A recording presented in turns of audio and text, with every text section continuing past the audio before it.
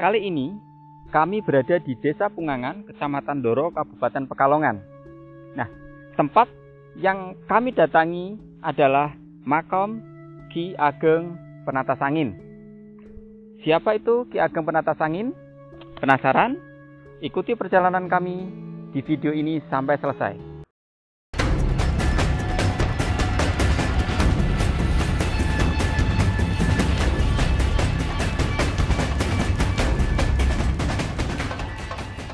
Assalamualaikum warahmatullahi wabarakatuh. Hari ini kita akan mengulas tema unik, ya. Berbeda dengan video-video sebelumnya yang mengulas tentang sejarah berdasarkan jurnal dan artikel lainnya. Namun, tema baru ini adalah menceritakan mitos sejarah dalam masyarakat. Tentunya cerita yang akan kami bahas ini tidak ada dalam jurnal atau kajian ilmiah lainnya. Karena ini hanyalah sebuah mitos yang telah kami investigasi dalam masyarakat sebagai cerita lokal. Tentunya cerita sejarah yang kami angkat ini mengandung unsur positivisme, yaitu unsur atau paham positif guna meningkatkan ketertarikan dan minat generasi muda untuk belajar dan mengenal sejarah yang lebih luas.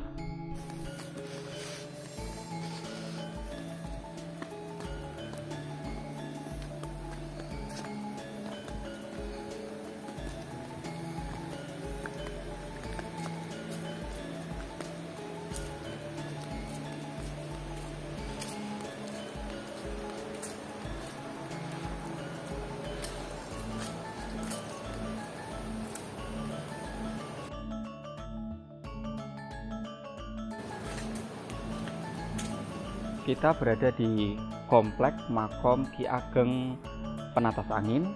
Di depan komplek Ki Ageng Penatasangin bisa kita lihat di sini. Ini terdapat sebuah makam, ya, sebuah makam di mana sebelum makam ini juga terdapat sebuah gapura masuk. Ya, jadi kita masuk ke sini, kemudian kita langsung dihadapkan dengan musola. Kemudian di bagian sampingnya bisa kita lihat itu juga terdapat satu gapura lagi untuk masuk ke makam Ki Ageng Penatasangin itu.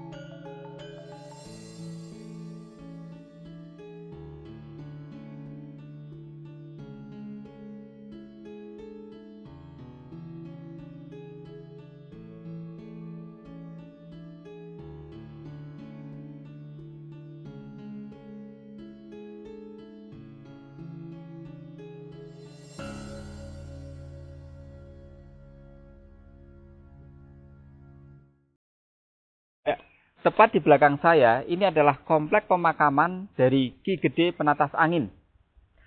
Ki Gede Penatasangin memiliki nama lain yaitu Muhammad Abdussalam. Beliau adalah seorang wali atau tokoh agama yang diperkirakan ada sebelum masa Sunan Kalijaga.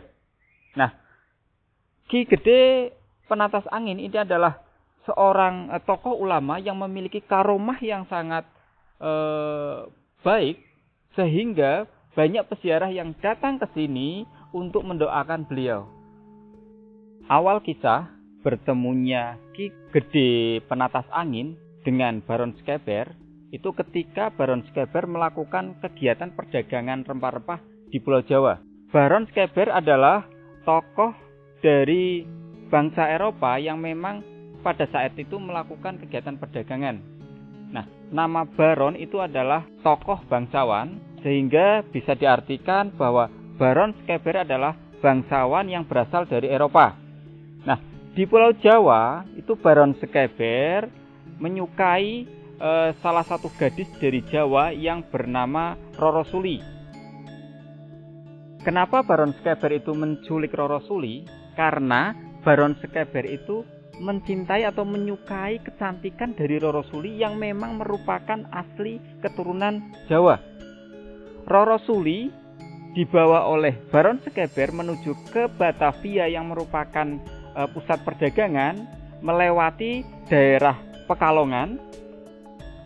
Setelah beberapa hari, berita penculikan Roro Suli itu baru diketahui oleh Adipati di daerah Pati.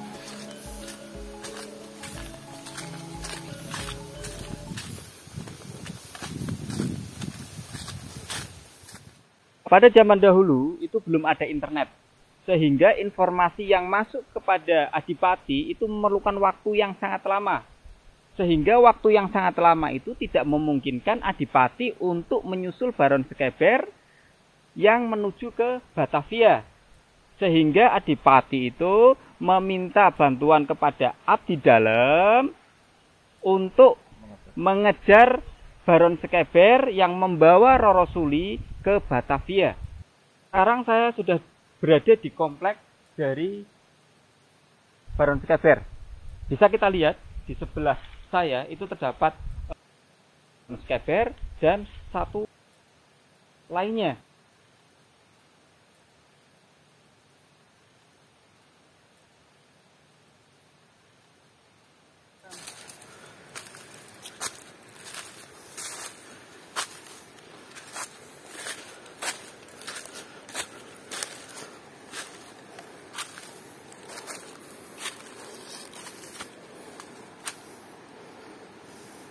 Ternyata di sebelah dari Baron Skeber itu juga terdapat sebuah linggayoni yang bentuknya unik, ya. Ini bentuknya unik, sederhana.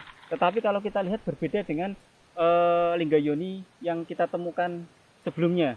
Di sini bisa kita lihat, ini terdapat lubang, ya. Lubangnya di sebelah samping sini. Berbeda dengan yang lain, biasanya untuk lubang mata air itu berada di bagian depan, kemudian mengalir ke bawah.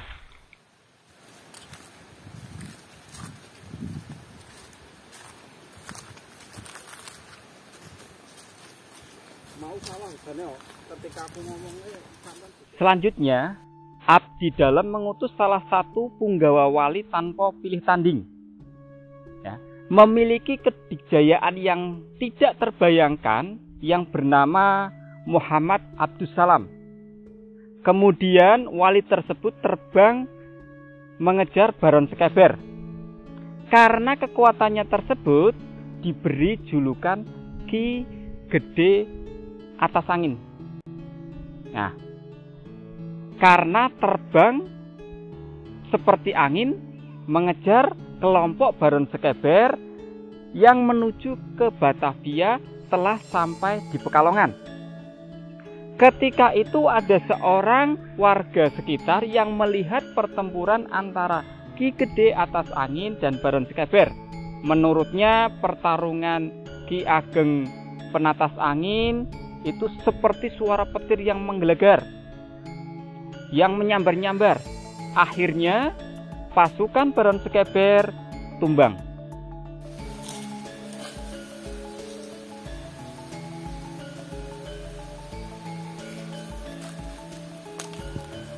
Kalau kita lihat kenapa prasasti Baron Skeber itu tidak rapi, itu ada beberapa kemungkinan.